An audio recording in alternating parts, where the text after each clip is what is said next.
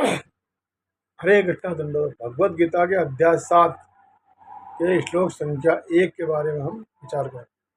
ओम अज्ञान तिमिरांधस्य ज्ञानांजन शलाकया चक्षुरुन्मिलितं येन तस्मै श्री गुरुवे नमः। नमो विष्णुपादाय कृष्णप्रेष्ठाय भूतले श्रीमते भक्ति वेदांत स्वामी नमः। नमस्ते सरस्वती देवे गौरवाणी प्रचारणे निर्विशेषा शून्यवादी पाश्चात्य देशता। जय श्री कृष्ण चैतन्य प्रभु नित्यानंद श्री अद्वैत गदाधर श्रीवासादि गौर भक्तवृंद। हरे कृष्ण कृष्ण कृष्ण हरे हरे, हरे राम राम राम हरे हरे। श्लोक संख्या 1। श्री भगवान वाच मय्यासक्तमना पार्थ योगम युञ्जन्मदाश्रया संशयं समग्रं माम यथा ज्ञास्यसि तच्छृणु। यानी श्री भगवान ने कहा, हे प्रथा पुत्र, अब सुनो कि तुम किस तरह मेरी भावना से पूर्ण होकर और मन को मुझ में आसक्त करके योगाभ्यास करते हुए मुझे पूर्णतया संशय रहित जान सकते हो।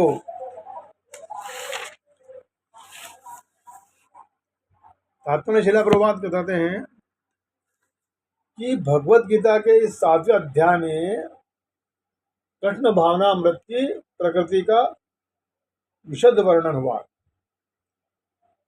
श्री कृष्ण समस्त ऐश्वर्यों से पूर्ण है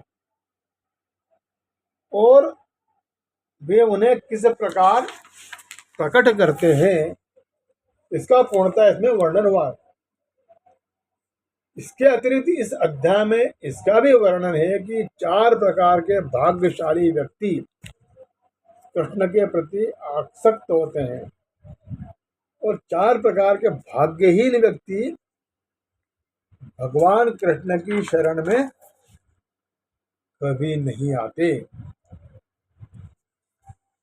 प्रथम 6 अध्यायों में जीवात्मा को अभौतिक आत्मा के रूप में वर्णन किया गया है, जो विभिन्न प्रकार के योगों द्वारा आत्म साक्षात्कार को प्राप्त हो सकता है।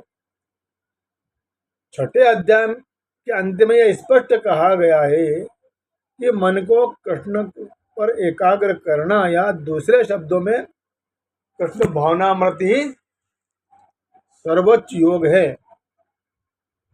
मन को कृष्ण पर एकाग्र करने से ही मनुष्य परम सत्य को पूर्णतया जान सकता है, अन्यथा नहीं। निर्विशेष ब्रह्म ज्योति या अंतर्यामी परमात्मा की अनुभूति परमात्मा तत्व का पूर्ण ज्ञान नहीं है, क्योंकि यह आंशिक होती है। कृष्ण ही पूर्ण तथा वैज्ञानिक ज्ञान है, साइंटिफिक नॉलेज। और कृष्ण भावनामृत में ही मनुष्य को सारी अनुभूति प्राप्त होती है। पूर्ण कृष्ण भावनामृत में मनुष्य जान पाता है कि कृष्ण ही निसंदेह परम ज्ञान है। विभिन्न प्रकार के योग तो कृष्ण भावनामृत के मार्ग में सोपान सदृश है। जो व्यक्ति कृष्ण भावनामृत ग्रहण करता है वह स्वतः ब्रह्म ज्योति तथा परमात्मा के विषय में पूरी तरह जान लेता है।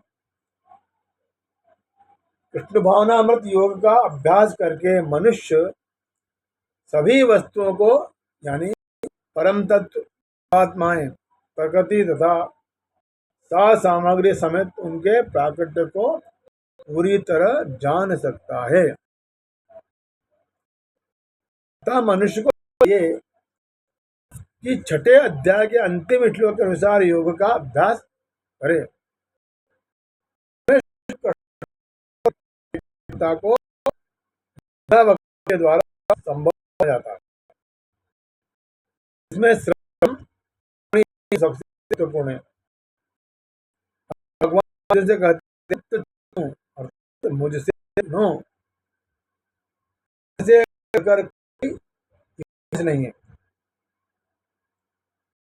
अतः उन सुनने का जो सौभाग्य प्राप्त होता है वह पूर्ण अतः मनुष्य को या साधक से या कृष्ण के शुद्ध से सीखना, न कि अपनी इच्छा का अभिमान करने वाले भक्त से। हम सब भगवान कृष्ण के की विधि का वर्णन गौतम अध्याय इस प्रकार किया गया कि वैदिक साहित्य में से कृष्ण के विषय में सुनना या भगवत गीता से साक्षात उन्हीं से सुनना अपने आप में पुण्य कर्म है। और जो प्रत्येक हृदय में वास करने वाले भगवान कृष्ण के विषय में सुनता है, उनके लिए शुभेच्छु मित्र की भांति कार्य करते हैं। भक्त निरंतर उनका श्रवण करते हैं, उसे विरुद्ध कर देते हैं। इस प्रकार अपने सुप्त दिव्य ज्ञान को फिर से प्राप्त करता है। जो जो भागवतम तथा भक्तों से कृष्ण के विषय में अधिकाधिक सुनता है, त्यों त्यों वह भगवत भक्ति में स्थिर होता जाता है और इस प्रकार भौतिक काम तथा शुभ कम हो जाते हैं। जब ये कलमश दूर जाते हैं तो भक्त सतो स्थिर हो जाता है, भक्ति के पूर्ति प्राप्त करता है और भगवत तत्व को यानी परमात्मा तत्व को पूरी तरह से जान लेता है।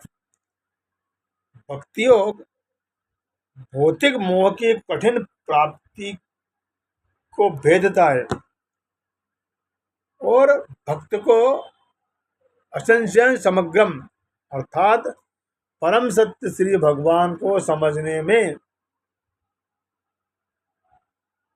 सहायता करता है। अतः कृष्ण भगवान से भगवत गीता के द्वारा या कृष्ण भावना भावित भक्तों के मुखों से सुनकर ही कृष्ण तत्व को जाना जा सकता है। हरे कृष्णा, धन्यवाद।